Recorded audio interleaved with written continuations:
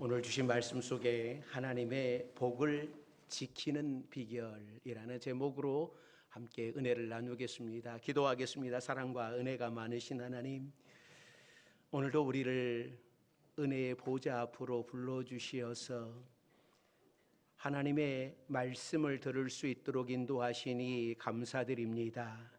이 시간 성령께서 우리 각자에게 말씀하여 주시어서 또 깨닫게 하시고 말씀 앞에 결단할 수 있는 우리 모두가 되게 도와주옵소서. 예수님의 이름으로 기도드립니다. 아멘. 오늘도 하나님의 부르심을 받고 주의 성전 안에 거하시는 여러분들에게 하나님의 은혜가 함께 하시기를 바랍니다. 사람은 누구나 복을 받고 싶어 합니다.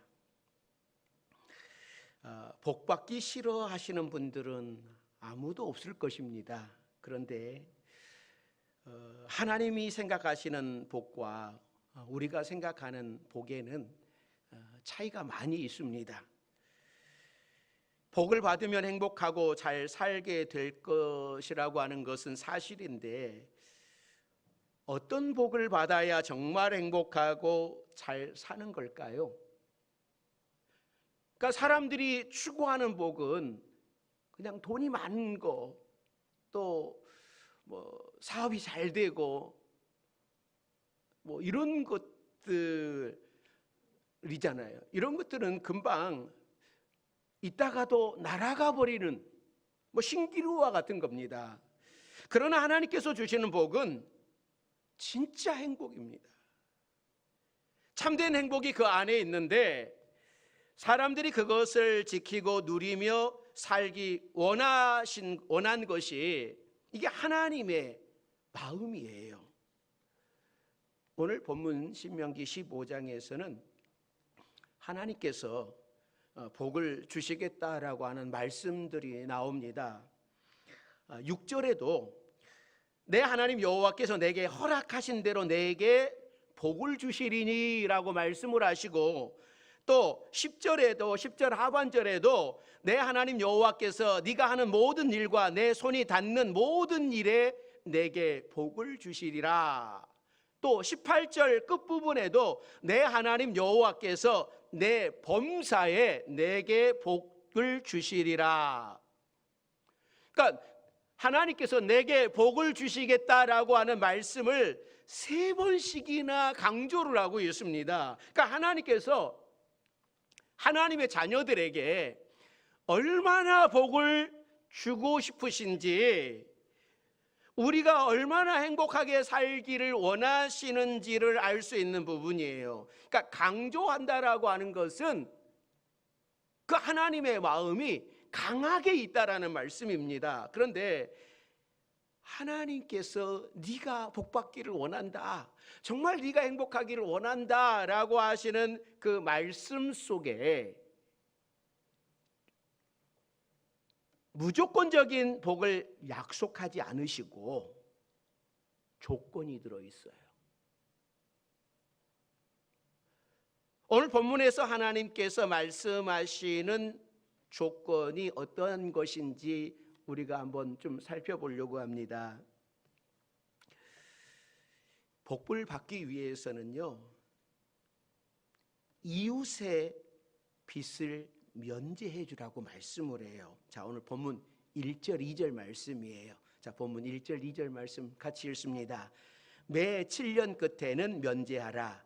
면제의 규례는 이러하니라. 그의 이웃에게 구워준 모든 채주는 그것을 면제하고 그의 이웃에게나 그 형제에게 독촉하지 말지니 이는 여호와를 위하여 면제를 선포하였음이니라. 그러니까 오늘 본문은 정확하게 말하면 안식년 규례입니다. 그러니까 1절에 보면 매 7년 끝이라고 하는 것은 안식년이 되면이라고 하는 의미예요. 그러니까 무엇을 면제해 줘야 하는가? 이웃에게 구워준 것을 면제하고 독촉하지 말라라고 말씀을 합니다. 만일 김 집사님이 이 집사님에게 100만 원을 구웠다면 7년이 되면 안 갚아도 되도록 면제해 주라고 하는 의미죠.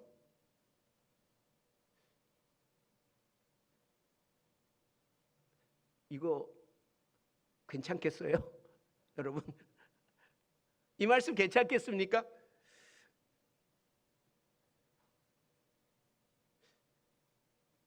이게 어떻게 이럴 수 있을까?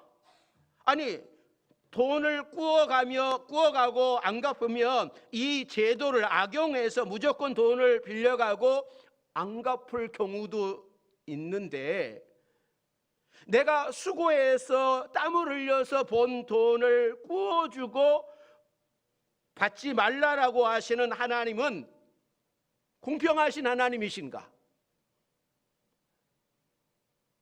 그런데 하나님은 그렇게 하라고 말씀을 합니다. 하나님이 힘들게 일을 안 해봐서 모르셔서, 우리가 얼마나 뼈빠지게 고생해서 그 모은 돈인데 그거 빌려줬는데 그거 하나님이 몰라서, 내가 얼마나 고생해서 번 돈인지 몰라서 그런 걸까요? 우리가 생각하기에 다른 사람의 돈을 빌리고 갚지 않은 것은 나쁜 짓입니다. 돈을 빌릴 때도 갚을 능력이 있을 때 빌리는 것이죠. 그런데 오늘 본문의 경우 성경시대의 이스라엘 백성들은 농사를 짓고 살다가 부득이한 경우 먹을 것이 없어서 빌렸다가 갚지 못하고 그 빚이 7년을 넘는 경우가 있었습니다. 이들을 그대로 두면 계속 이자가 붙어서 평생 빚쟁이로 살면서 재기하지도 못하고 그대로 노예가 되는 경우가 많았어요. 그러니까 하나님께서는 이들을 불쌍히 여기셔서 7년마다 다시 처음부터 출발할 수 있는 기회를 주시는 겁니다. 그래서 아마도 백성들이 하나님의 말씀을 지키고 살았다면 남에게 꾸어주어도 7년이면 면제되니까 적당한 선에서 빌릴 수 있을 만큼 빌리고 안 받아도 될 만큼 빌려주는 그런 제도가 정착했을 수도 있어요. 그러면 복을 받고 잘 살았을 터인데 실제로 이 제도가 얼마나 시행됐는지는 모르겠습니다. 하나님은 이렇게 말씀을 하셨는데, 또 종에게는 자유를 주라고 하십니다. 자, 12절, 13절, 14절 말씀입니다. 같이 읽어봅니다. 내 동족 히브리 남자나 히브리 여자가 내게 팔렸다 하자. 만일 6대 동안 너를 섬겼거든 7째 해에 너는 그를 놓아 자유롭게 할 것이요, 그를 놓아 자유롭게 할 때에는 빈손으로 가게 하지 말고 내 양무리 중에서와 타작 마당에서와 포도두 틀에서 그에게 후히 줄지니 곧 내 하나님 여호와께서 내게 복을 주신 대로 그에게 줄지니라. 그러니까 종된 사람은 빚을 진 자보다 생활이 더 어려운 사람입니다. 그러니까 완전히 파산해서 몸으로 빚을 갚을 수밖에 없는 사람입니다. 대개 어느 나라든지 이 종으로 팔리면 다른 사람이 그 사람이 진 빚을 갚아주기 전까지는, 죽을 때까지는 종에서 풀려나기가 어려운 거예요.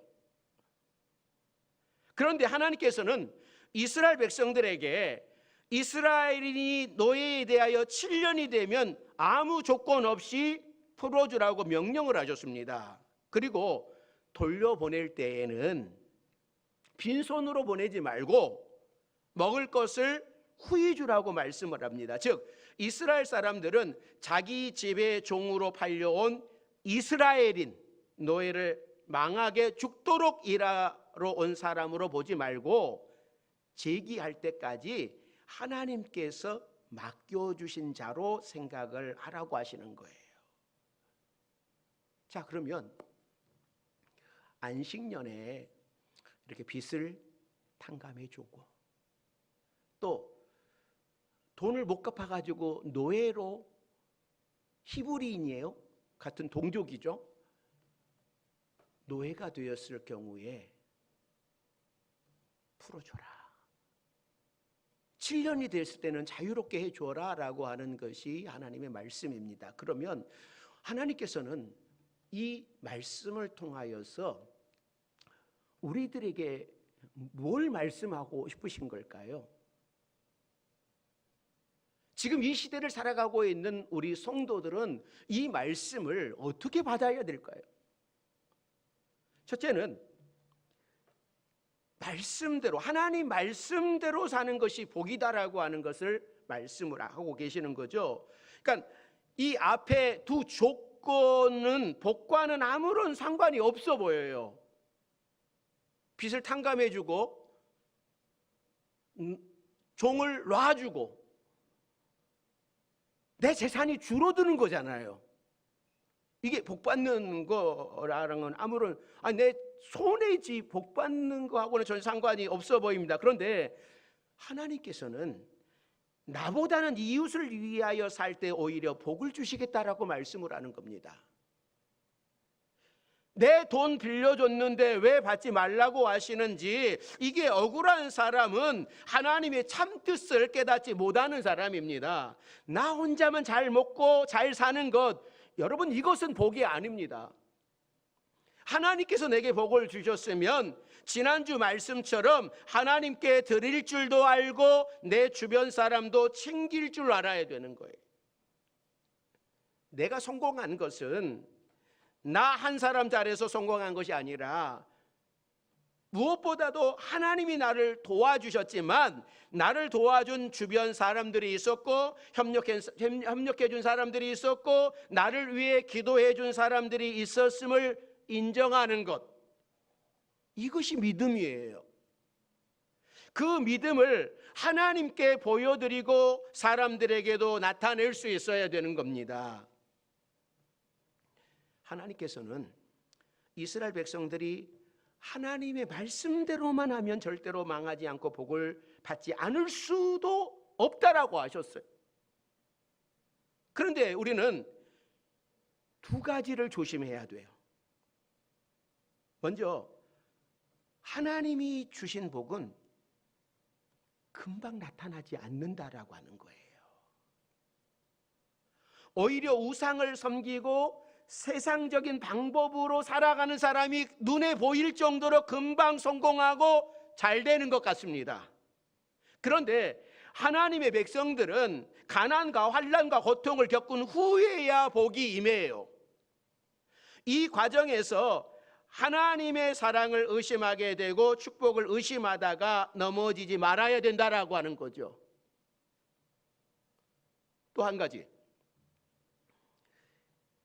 하나님의 말씀대로 산다고 열심히 신앙생활을 하지만 실제로 하나님 보시기에 빵점인 사람들이 있다라고 하는 겁니다. 입으로는 잘 섬기는 것 같은데, 겉으로 보기에는 잘하는 것 같은데, 또 설교를 들을 때에는 감동을 받고 예배 시간에는 하나님의 임재를 느끼는 것 같은데 실제 삶에는 말씀과 전혀 상관없는 사람, 그러면서 왜 하나님은 나를 축복해 주시지 않는가 불평하는 사람,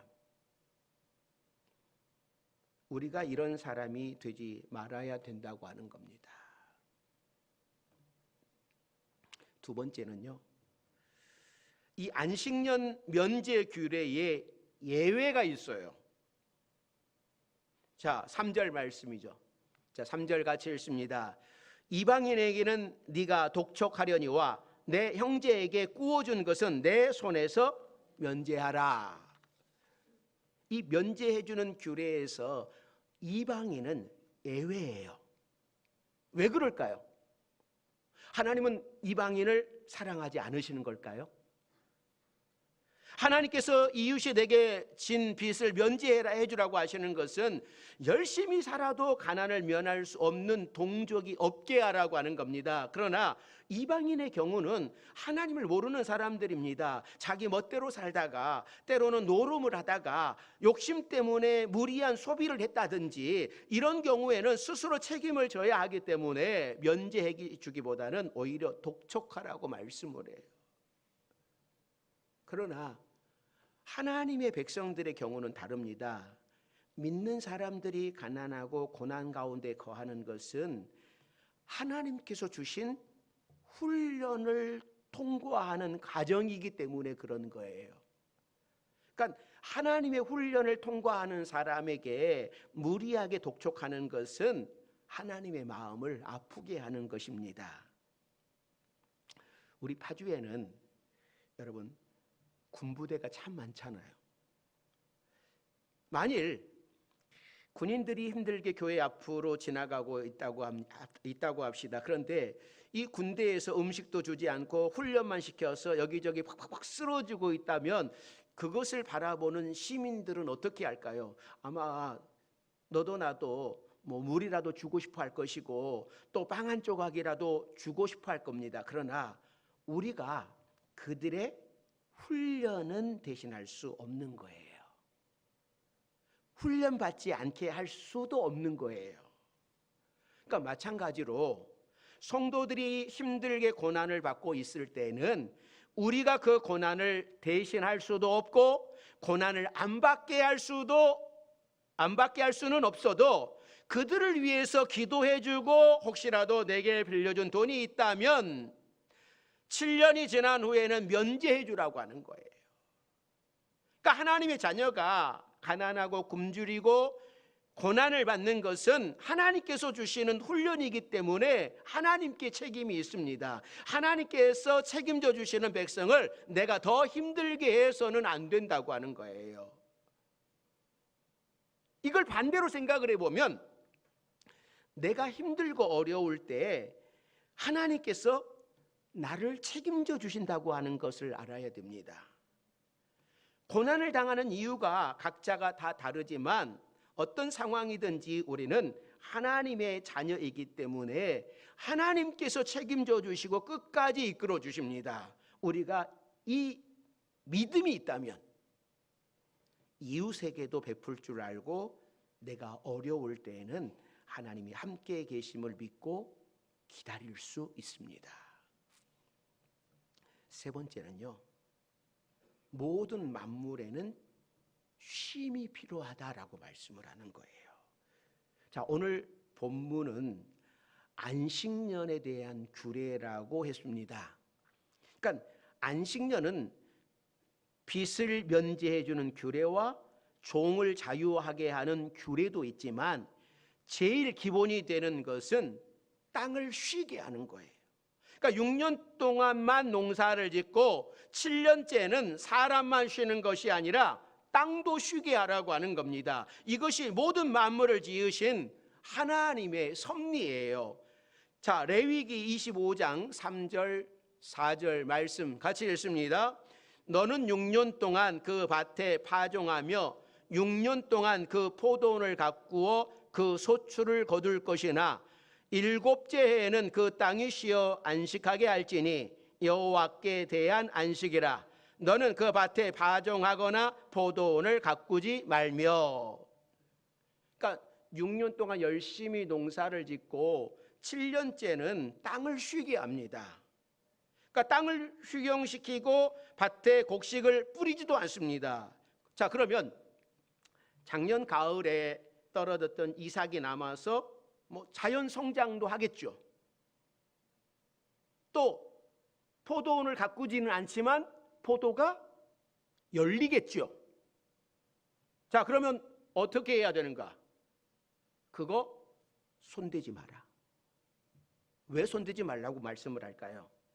그것은 집 없는 사람들, 나그네들, 가난한 사람들, 고아와 가부나 이러한 사람들이 따다가 자연스럽게 먹을 수 있도록, 심지어 새나 짐승들이 와서 먹을 수 있도록 수확하지 말고 그대로 놔두라고 하는 거예요. 이때에는 다른 사람이 자기 포도밭에 가가지고 이 맺어진 열매를 따다 먹어도 그거 도둑이 되진 않는 거예요. 자, 이러면 이제 안식년이 되면 땅을 쉬게 하잖아요. 그러면 농사를 짓지 않습니다. 농부가 농사를 짓지 않으면 사람들이 시간이 많이 남잖아요. 그 남는 시간에 무엇을 했을까요? 옛날에 우리 농번기 때는 겨울에 일을 하지 않았지 않습니까? 옛날에. 요즘에야 비닐하우스도 있고 뭐 여러 가지 발달해가지고 놀리지 않지만 옛날에는 그래서 밤도 깊었다고 길다고 그러지 않았습니까? 그런데 이 안식년, 농부가 농사를 짓지 않고 그냥 쉴 때 무엇을 하라고 말씀하셨을까? 그것은요, 하나님과 교제하는, 깊이 교제하는 시간을 가졌어요. 그래서 이 안식년은 영적으로 자기를 돌보는 시간이요, 신앙의 밭을 기경하는 시간이었어요. 그것을 어디서 성경은 말씀하지 않을까요? 그렇죠? 신명기 31장 10절 11절에 이렇게 말씀을 해요. 자, 같이 읽습니다.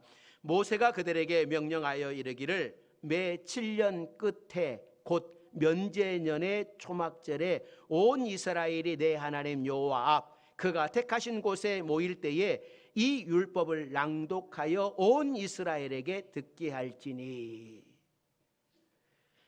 하나님께서 모세에게 가르쳐 주신 귀중한 교훈이 있는데, 그러니까 안식년에는 그저 놀고 쉬고 먹으라고 하는 것이 아니라 이때에 모여서 율법을 배우라고 하는 겁니다. 대부분의 사람들이요, 믿음이 좋은 사람들도 시간이 좀 남잖아요. 여유가 좀 있잖아요. 경제적인 여유가 좀 옛날보다 좀 생기잖아요. 그러면 어떤 일이 생기냐면 세상으로 갑니다.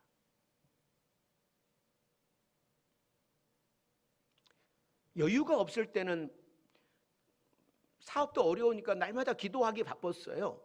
근데 사업이 웬만큼 되고 또 시간도 여유가 되니까 그 다음부터 어디로 가요?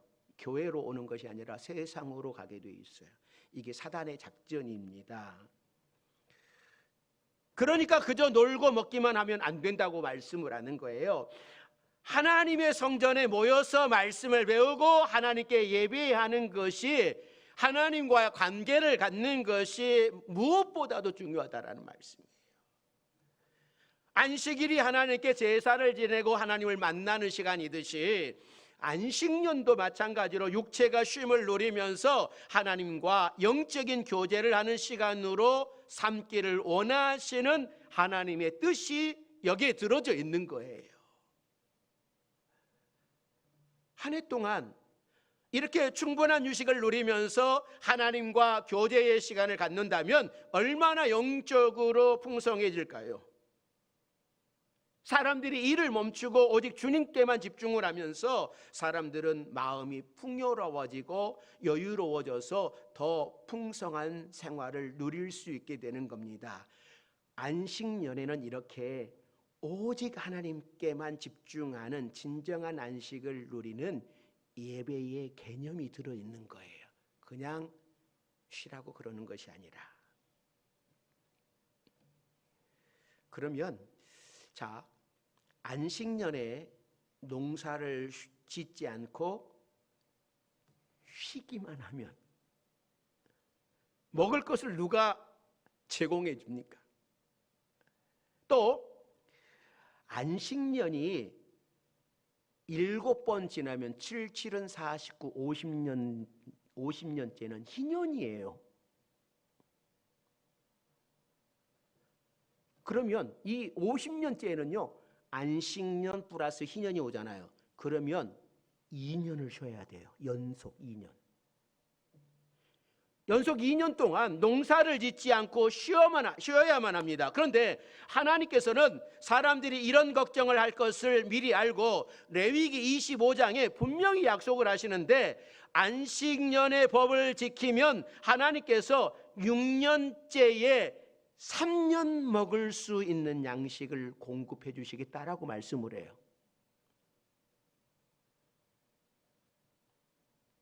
이것은 하나님의 약속이에요. 하나님이 이 법을 정하셨으니 6년째에 2배의 소출을 얻을 수 있었고 또 희년이 올 때에는 3년치 먹을 수 있는 양식을 하나님께서 그 해에 주시겠다라고 하는 거예요. 자, 그러면 여러분, 믿음이 없는 사람들은 6년째 농사지어서 2배의 소출을 얻었을 때에 이런 생각을 할 수 있죠. 야, 이 땅이 너무나 좋아서 경작이 잘 되니, 야, 내가 이번에 농사를 너무나 잘 지었구나. 이번에도 내가 열심히 농사지어서 3배의 소출을 얻도록 해야겠다라고 이렇게 생각하는 사람들은 쉴 틈 없습니다. 계속해서 고된 노동으로 자신의 육체와 땅을 혹사시키면서 하나님이 주신 자연 원리에 맞지 않아서 그 땅에서 더 이상 좋은 소출을 낼 수 없는 거예요. 그러므로 믿음이 없는 사람은 이 안식년을 누릴 수 없습니다. 6년째에 3년 먹을 것을 제공해 주셨으면 그것으로 만족하고 더 욕심을 내지 않아야 이 안식년을 지킬 수 있는 거예요. 하나님은 사람의 욕심을 채워주기 위해서 안식년을 지키라고 하신 것이 아니라 쉼을 누리게 하기 위해서 안식년을 주셨어요. 그러므로 풍성하게 주셨다면, 풍성하게 채워주셨다면 그것으로 하나님께 제사드리고 하나님이 말씀하신 안식년과 희년의 법을 지키면서 하나님께 영광을 돌리면서 살아야 됩니다. 사랑하는 성도 여러분, 이 모든 것을 지키면 내가 손해보는 것 같지만 하나님께서 나를 책임져 주시고 복을 주시겠다고 약속을 하십니다. 약속을 믿는 것은 하나님에 대한 믿음이에요. 우리에게 복을 주시기를 원하시는 하나님께서 복받는 비결, 또 주신 복을 지키는 비결을 알려주셨어요. 이웃을 사랑하고 하나님을 사랑하고 오직 말씀 안에서 안식일과 안식년의 영적인 쉼을 누리며 하나님 안에서 하나님이 주시는 그 은혜를 누리면서 살아가라고, 또 그 말씀을 믿고 살아갈 때에 내가 너희를 책임지겠다라고 말씀을 해 주셨습니다. 사랑하는 성도 여러분, 하나님이 약속하시고 그 약속을 안 지키신 것이 있습니까? 바라기는 우리 파주 명성교회 여러분들이 이 하나님의 약속의 말씀을 믿고 하나님이 신실하게 그 약속을 지키시는 그 하나님의 은혜를 체험하며 살아갈 수 있는 우리 모두가 되기를 주의 이름으로 축원합니다. 기도하겠습니다. 사랑과 은혜가 많으신 하나님, 오늘도 하나님의 말씀 앞에 우리 자신을 비춰봅니다. 하나님께서는 우리를 믿음의 자녀로 우리를 세우셨는데 나는 그 믿음에 맞게 살아가고 있는지, 하나님의 약속의 말씀을 신뢰하고 있는지 우리 자신을 뒤돌아보게 하시고, 또 이 약속의 말씀을 믿고 하나님의 능력을 체험하며 살아가는 우리 모두가 되게 하여 주옵소서. 예수님의 이름으로 기도드립니다. 아멘.